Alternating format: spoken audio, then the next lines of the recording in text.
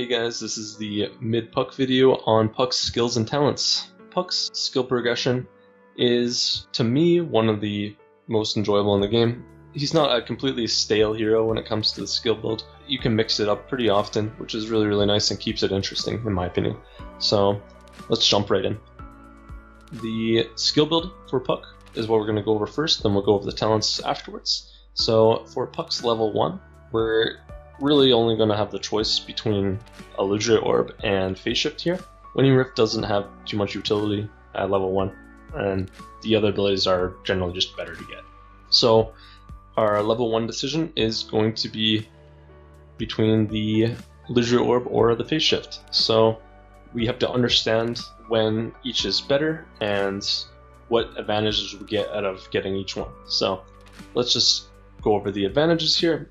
The advantages of Illusory Orb level 1 is that you can usually secure a better block by using your Illusory Orb, picking up the initial bounty rune and jaunting closer to your creep wave so you don't have to walk the full distance, as well as using the Illusory Orb in the first wave to secure the ranged creep, blast it, and secure harassment on the enemy. So the cons for the Illusory Orb level 1 is that you're only going to be able to disjoint spells such as a Queen of Pain dagger if you use your Illusory Orb to actually dodge it.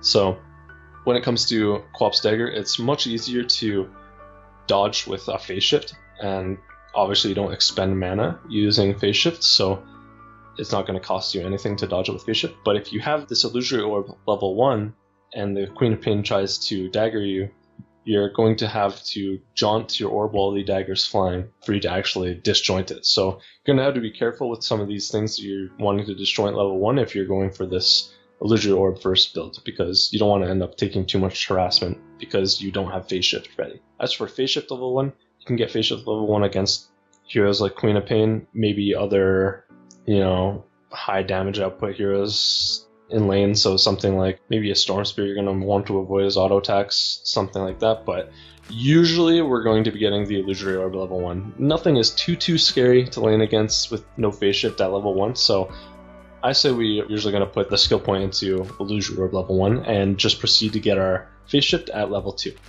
After we have our first ability, we're going to put our second one into the opposite, Illusory Orb with Phase Shift. So if you got Phase Shift level 1 for some reason that you decided in your game, you're going to be getting your Illusory Orb level 2. If you got your Illusory Orb level 1, we'll get our Phase Shift level 2. Level 3, we're usually going to be putting this one into Illusory Orb to get it to level 2.